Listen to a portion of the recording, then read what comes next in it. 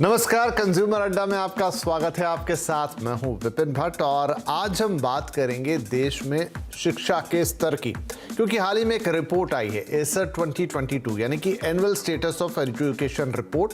ये रिपोर्ट सालाना बेसिस पे हर साल आती है और ये रिपोर्ट कुछ चौंकाने वाले तथ्य बता रही है। इसका कहना यह है, खासतौर पे ये रिपोर्ट की गई है या ये सर्वे किया गया है छोटे बच्चों पर, क्लास फर्स्ट सेकंड थर्ड जो प्राइमरी स्कूल के बच्चे होते हैं।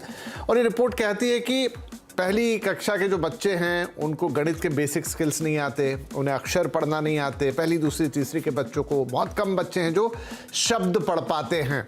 और इस तरीके से ये रिपोर्ट कहती है कि जो पढ़ाई लिखाई का स्तर है, जो स्किल सेट होना चाहिए छोटे बच्चों के अंदर, वो गिर के चला गया है 2012 के भी नीचे। बहुत हद तक ये रिपोर्ट देश के ग्रामीण इलाके पे फोकस करती है, लेकिन वैसा ही शहरी इलाकों का भी हाल बताती है। और साथ में एक बात और ऐड करती है, ये कहती है कि बच्चों की ट्यूशन पर निर्भरता बहुत ज़्यादा बढ़ गई है। बच्चे अब ट्यूशन पे बहुत ज़्यादा डिपेंड हो चले हैं। कोरोना काल में ये चलन ज़्यादा बढ़ा और कहती है कि अब तो कक्षा 1 से 8वीं तक के 1/3 से ज़्यादा बच्चे ट्यूशन जाते हैं अपनी बेसिक चीज़ों को पढ़ने के लिए। तो यही आज हमारे सारे सवाल होंगे, क्योंकि ये बात तो चिंता जगाती है कि बच्चे स्कूल में कर क्या रहे हैं।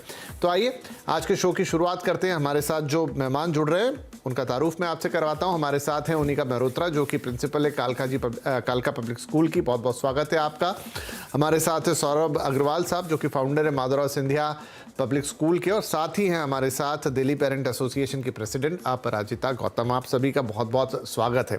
तो अनिका जी, क्या ये रिपोर्ट आपको भी चौंका रही है? नॉट रियली विपिन जी, बिल्कुल चौंका नहीं रही। बिकॉज जब कोविड के बाद बच्चे स्कूल में आए थे, हम हैरान रह गए थे उनकी अप्रोच देख के। राइटिंग एबिलिटी खत्म हो गई थी। To eye contact between the blackboard and the copy was so difficult कि हमें बड़े मुश्किल हुई पूरे साल भर उनको एक दोबारा से कनेक्ट बनाने के लिए। इसलिए मैंने तो अपने स्तर पे, क्योंकि अथॉरिटी भी होती है, तो करिकुलम को बहुत हमने रीडिफाइन किया विपिन जी। तब जाके एक एबिलिटी और दोबारा फॉर्मेट बच्चों को लाना पड़ा। 1 साल की बहुत ज्यादा स्ट्रगल रही हमारी। ये तो मैं बात करूँ आधुनिक और मेट्रोपोलिटन सिटीज की। जो अगर गांव का रुख देखें तो सर ऑनलाइन शिक्षा किस प्रकार से दी गई थी। टीचर्स वर नॉट रेडी, वो प्रिपेयर्ड नहीं थी किस ढंग से पढ़ाना है। बी, पेरेंट्स भी अलर्ट नहीं थे कि जो स्कूल का पेडागॉजी होती है, पढ़ाने का तरीका होता है, वो पेरेंट्स को नहीं पता था। ट्यूशंस या एक सपोर्ट सिस्टम उनको नहीं मिल रहा था। तो बहुत स्लैक डाउन आया है बच्चों में, ये मानना पड़ेगा।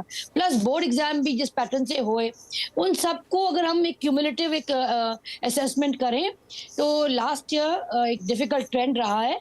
बट मुझे लगा साल आखिर आते आते बच्चों के फॉर्मेट तो आ गए, लेकिन कॉन्सेप्ट्स जो हैं, कॉन्सेप्ट क्लियरेंस नहीं है विपिन जी। बहुत मुश्किल हो रही है जी। सौरभ जी, क्या आप भी यही राय रखते हैं और मानते हैं कि या इसे एक्सेप्शन मान लें कि अब किसी ने सोचा नहीं था कि कोरोना होगा, लॉकडाउन होगा, बच्चे घर बैठ जाएंगे, ये पूरा उसका रिजल्ट है? नहीं विपिन जी, मेरा मानना भी यही है कि कठिनाइयां जरूर हुई हैं, लेकिन मैं इसका बहुत बड़ा कारण एक कोरोना तो है ही, साथ में पेरेंट्स की वित्तीय स्थिति को भी मैं मानता हूं कि वित्तीय स्थिति इतनी खराब हो चुकी थी एक हद तक, और अभी भी कुछ हद तक है, कि पेरेंट्स के लिए, अभिभावकों के लिए बच्चों को स्कूल भेजना, महंगी महंगी पढ़ाई कराना मुश्किल हो गया था। तो उनकी मजबूरी ये हो गई थी कि घर पे बैठ के बच्चों को पढ़ाना। देखिए, जो टीचर पढ़ा सकता है, जो गुरु पढ़ा सकता है, वो शायद उतनी अच्छे से पेरेंट्स नहीं पढ़ा सकते। मैं इस पॉइंट को थोड़ा अलग रख देता हूं सौरभ जी, क्योंकि ठीक है ये वित्तीय स्थिति वाली एक है, लेकिन अमूमन आदमी कितनी भी खराब वित्तीय स्थिति में वो स्कूल भेज ही देता है कुछ भी करके। तो जब स्कूल पहुंच रहा है और वहां पर ये अलग अलग आंकड़े हैं कि सिर्फ 12% बच्चे जो हैं वो शब्दों को पढ़ पाते हैं, करीब 50% बच्चे अक्षर पहचानते ही नहीं, छोटे बच्चों की बात हो रही है, करीब 40% के आसपास 1 से 9 की गिनती नहीं समझ रहे हैं। उनिका जी ने एक रीजन दिया उसका और वो बात हमारी समझ में भी आ रही है, बट मुझे यही लग रहा है कि क्या एक्सेप्शन है, क्या आप जब रेगुलर पढ़ाइयाँ शुरू हो जाएंगी या हो गई हैं तो ये वापस से जो रिपोर्ट कहती है 2012 के भी नीचे चला गया स्तर, वो वापस से थोड़ा जगह पे आता हुआ दिखाई देगा?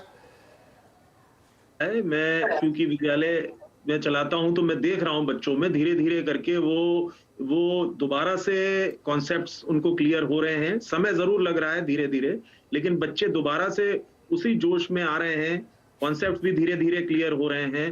बच्चों में तनाव की जो स्थिति थी कोरोना के बाद से वो खत्म हो गई है और अब काफी हद तक स्थितियां सामान्य होती नजर आ रही हैं और मुझे पूरी उम्मीद है कि आगे अगले वर्ष तक जो स्थितियां पहले थी उस जैसी नहीं रहेंगी और बच्चों को अपने पढ़ाई और जो पहले जैसे कर रहे थे वैसे ही आगे भी करते नजर आएंगे। मेरा ऐसा बड़ा विश्वास है और ऐसा असर मुझे नजर आ रहा है। ठीक है, हमारे शिक्षक मानते हैं कि वन ऑफ चीज थी और चूंकि इसके कारण एक ऐसी परिस्थिति थी या एक ऐसा वक्त था जो किसी ने कभी ना सोचा था ना देखा था, तो उसमें बहुत कुछ हुआ और उसका इम्पैक्ट बच्चों पर भी आया। अपराजिता जी क्या कहेंगे, इस वक्त जिन बच्चों के बेसिक स्किल सेट खराब हो गए हैं, शायद कुछ के वक्त के साथ सुधर जाए और हर कक्षा के लिए अलग अलग है। जो कक्षा 11वीं 12वीं के बच्चे थे उनके लिए हमने देखा अलग तरह की दिक्कत आई।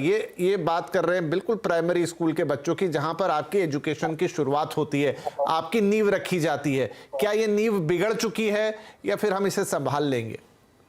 जी, अगर हम प्राइमरी की बात करें तो जैसे आपने बोला नींव रखी जाती है, तो मैं तो नर्सरी और केजी और क्लास 1 जिसने पहली बार स्कूल देखना था उन बच्चों की तो नींव ही नहीं रखी गई थी। उनकी नींव तो ऑनलाइन के थ्रू हुई है सारी की सारी। तो वहां पर जहां पे स्कूल प्रीमाइसेस में टीचर की देखरेख में बच्चा तरीके से पेन को पकड़ना सीखता है। मैं ऑल इंडिया बेस पे बात कर रही हूँ, ये अच्छे स्टेट या मतलब गांव के हिसाब से बात नहीं कर रही हूँ, पूरे लार्जर पर्सपेक्टिव में बात कर रही हूँ। तो बच्चा पेन पकड़ना सीखता है, उसको चलाना सीखता है, क्योंकि बहुत सारे लोग हैं जो खुद पढ़ना लिखना नहीं जानते थे। जो मैं लेबर क्लास की बात करूं वो नहीं जानते पढ़ना लिखना, तो वहां सबसे ज्यादा लॉस हुआ। और हम भी ये जानते हैं कि डिजिटल डिवाइड के चलते एक ये उन बच्चों के साथ लॉस हुआ है जो डिजिटल डिवाइड के चलते भी पढ़ नहीं पाए थे। तो उन बच्चों की तो नींव ही नहीं बनी ना। आप आते हैं हम प्राइवेट स्कूलों में पढ़ने वाले बच्चों की, जिनके माता पिता थोड़ा सा समय लगा सकते थे। माता पिता भी एक हद तक समय लगा सकते थे, क्योंकि हम और आप जानते हैं वो समय माँ बाप के लिए भी ऐसा था कि वो वर्क फ्रॉम होम भी कर रहे थे। तो ऐसे समय में घर के साथ सामंजस्य बिठाना एक अभिभावक के तौर पे अगर मैं अपनी बात करूं, कामकाज के साथ सामंजस्य बिठाना, घर में रहते हुए ऑफिस का काम करना, ऊपर से बच्चे को पढ़ाना, ये बहुत मुश्किल था। और सबसे बड़ी बात है, बच्चों को पढ़ाने का एक पैटर्न होता है, वो नॉर्मली पेरेंट्स नहीं जानते, वो थोड़ा बहुत होमवर्क करवा देते हैं। और आप इसमें देखिए, आपके इस आंकड़ों में मैं जो कुछ पॉइंट्स मैं बताना चाहूंगी, जैसे फाइनेंशियल स्टेटस खराब होने की वजह से सरकारी स्कूलों की तरफ गए। आप देखेंगे 14 से 18 के बीच में, जहां 64.9 था 2014 में, 2018 में 65.6 हुआ, 1% का भी पूरी तरह से नहीं बढ़ा। वहीं 22 में आते आते करीबन 80% हो गया। इतना बड़ा जंप क्यों हुआ? क्योंकि प्राइवेट स्कूलों में पढ़ाने वाले जो पेरेंट थे, फाइनेंशियल प्रॉब्लम आई तो उन्होंने सरकारी में डाल दिया। अब आप ये सोचिए, प्राइवेट स्कूल का बच्चा जिसने 2 साल कुछ नहीं पढ़ा, वो वापस 0 पे आ गया, उसको सरकारी में जाना पड़ा, वो नए माहौल पे अभी तक सामंजस्य बैठा रहा होगा। दूसरा, अगर हम आंकड़ों की बात करें तो यहाँ पर हम ये देख रहे हैं कि बच्चियों की संख्या बहुत कम हो रही है। जी, इश्यू है। तो काफी विस्तार, बहुत सारे पॉइंट्स पर ये नजर डालती है, लेकिन मैं थोड़ा इसको इस बेसिक स्किल्स के आसपास रखना चाहता हूं। ओनिका जी, एक जो चीज और ये हाईलाइट करती है रिपोर्ट बड़े पैमाने पे, वो है ट्यूशन। इस रिपोर्ट के मुताबिक ट्यूशन कल्चर बहुत ज्यादा बढ़ गया, बड़े पैमाने पे बच्चे ट्यूशन पे डिपेंड हो गए हैं। और ट्यूशन ऐसा नहीं है कि उनका कोई स्किल सेट बढ़ा रहा है, वो ये है कि जो शायद स्कूल में नहीं हो पा रहा है, बस वो उतना कहीं मैच करने की कोशिश ट्यूशन में कर रहे हैं। क्या ये चीज सही हो रही है? विपिन जी, बहुत ही वैलिड पॉइंट है, और इसलिए हम लोग हमेशा पेरेंट्स को ये ओरिएंटेट करते हैं कि मिनिमाइज करिए ट्यूशंस को, और स्कूल पे भी वो बैलेंस बनाना चाहते हैं। देखिए, सिर्फ बोलने भर से नहीं होगा।